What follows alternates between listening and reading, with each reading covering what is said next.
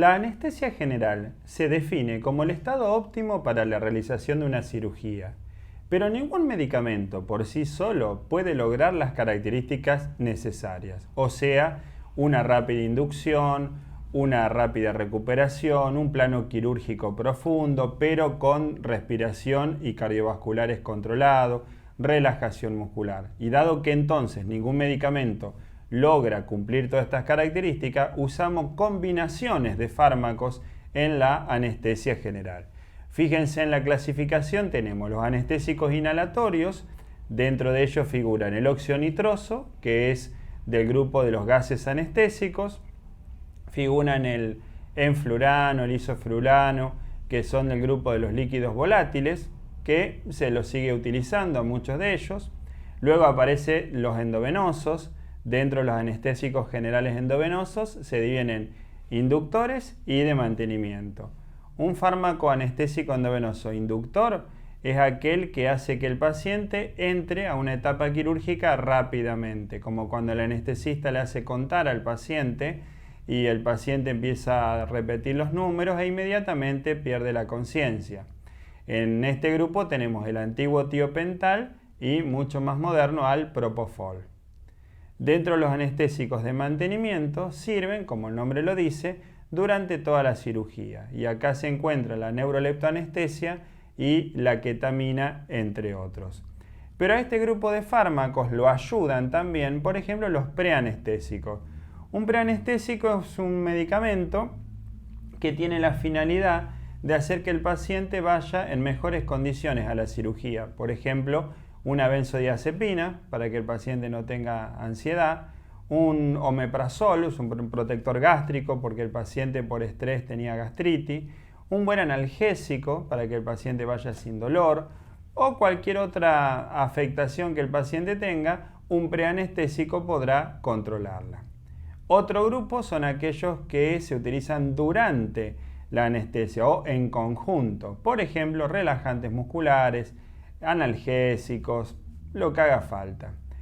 Y por último, los posanestésicos son utilizados en algunos casos para revertir el efecto de los medicamentos aplicados durante la anestesia. Por ejemplo, una fisostigmina o piridostigmina, un flumazenil para antagonizar a las benzodiazepinas o una naloxona para antagonizar un opioide o un vasoconstrictor para poder elevar la presión arterial, por ejemplo.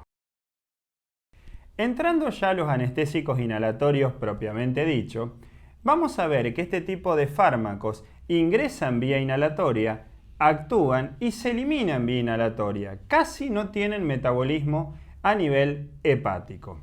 Un concepto importante dentro de estos fármacos es el de CAM, concentración alveolar mínima, ya que este es un parámetro de la potencia de este tipo de anestésicos. A menor CAM, podemos decir que el anestésico es más potente. Cada anestésico inhalatorio tiene su valor de CAM específico justamente para él. En este grupo encontrarán en el material de estudio el óxido nitroso, el alotano, el enflurano y el isoflurano.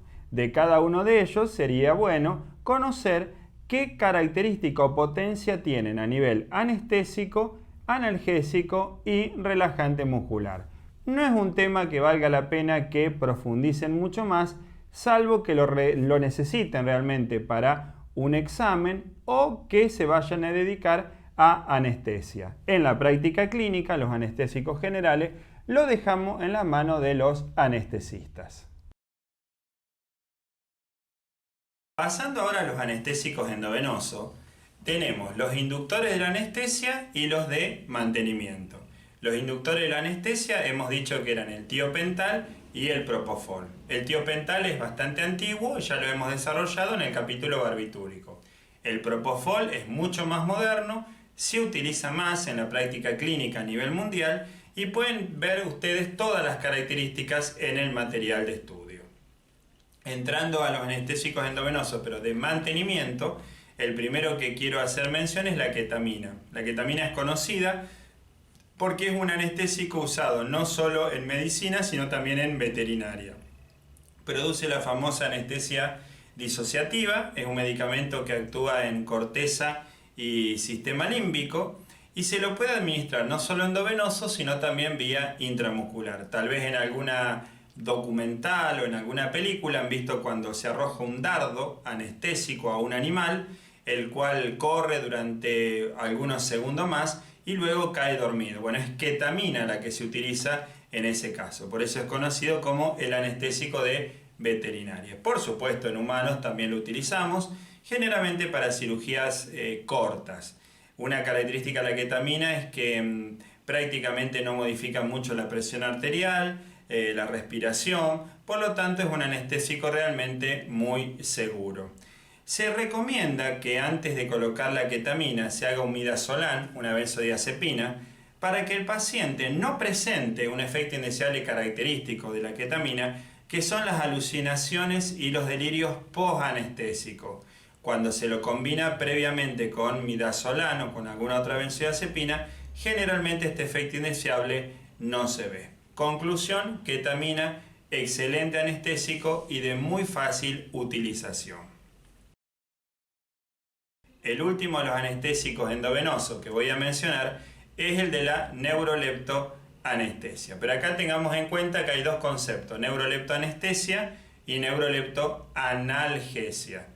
La neuroleptoanalgesia combina un antipsicótico, que es el droperidol, con un derivado de la morfina, que es el fentanilo. Droperidol-fentanilo es neuroleptoanalgesia. Pero si a esa combinación de dos medicamentos endovenosos le agregamos óxido nitroso vía inhalatoria, pasa a llamarse neuroleptoanestesia en este caso. Para entender las propiedades farmacológicas de este preparado, simplemente tengamos en cuenta que se sumarán los efectos de los antipsicóticos, por ejemplo el extrapiramidalismo, sumado a los efectos del grupo de la morfina, donde puede haber náuseas, depresión respiratoria.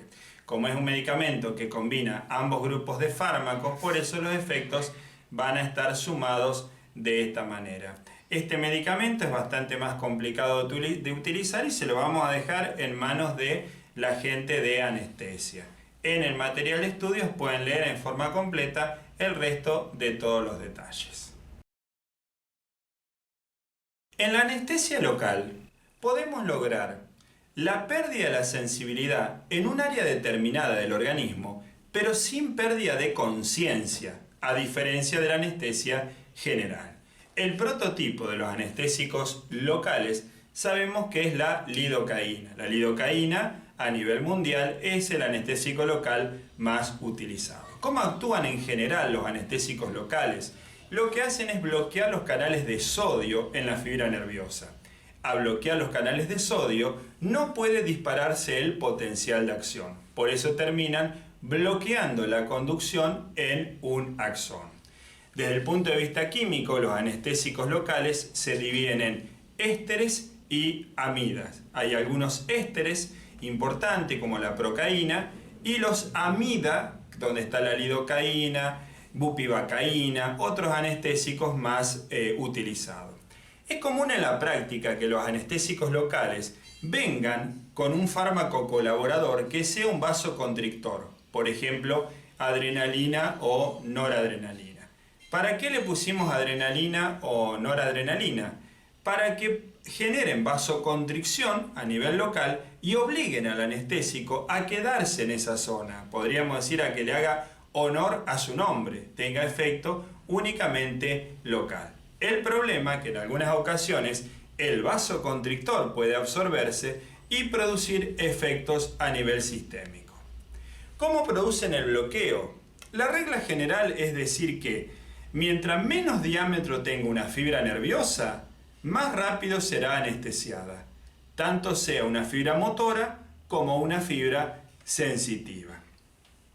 Si pensamos en efectos indeseables en sistema nervioso central, en aparato cardiovascular o en aparato respiratorio, primero tendríamos que preguntarnos ¿y qué hace el anestésico local en esos sitios? ¿O no tiene que tener efecto local? Por supuesto. Por lo tanto, cuando un anestésico local está produciendo convulsiones, depresión respiratoria o arritmia, convengamos que ya sucedió algo incorrecto, que fue la absorción del mismo. Y en la mayoría de las veces en la práctica eso sucede porque la dosis fue excesiva. Cuando alguien quiere continuar con un procedimiento a nivel local y sigue administrando anestésicos como la lidocaína, la cual termina, por supuesto, absorbiéndose.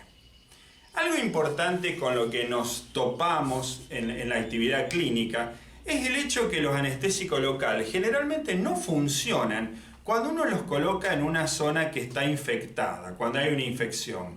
Y eso tiene una razón bastante clara. Podrán ver ustedes en el siguiente esquema que la mayoría de los anestésicos locales son de tipo bases, ¿sí? Son bases. Cuando llegan al líquido extracelular, al celular subcutáneo, si encuentran un pH normal de 7,4, relativamente alcalino, se harán más liposolubles al ser bases, ingresarán al axón, atraviesan la membrana axónica y bloquearán el canal de sodio, pero lo bloquean de adentro hacia afuera y producen efecto normalmente. Pero cuando en otra zona tengamos una infección, la presencia de la infección, la cual va a tener anión superóxido, peróxido de hidrógeno, acidifican a nivel local. Cuando ingrese el anestésico local, que químicamente es una base, pero ahora se encuentre con un medio ácido, el fármaco se va a ionizar. Y a esta altura ya saben que un fármaco ionizado tiene dificultad para ingresar. Y tengan en cuenta que si el anestésico local no ingresa al axón, no actúa. Por eso realmente es cierto que en una zona infectada primero deberemos tratar la infección para que el anestésico local pueda funcionar. El resto de los anestésicos locales que figuran en el material de estudio pueden ser leídos, mencionados, pero recuerden siempre que en la práctica, en el uso clínico, es la lidocaína el más usado a nivel mundial.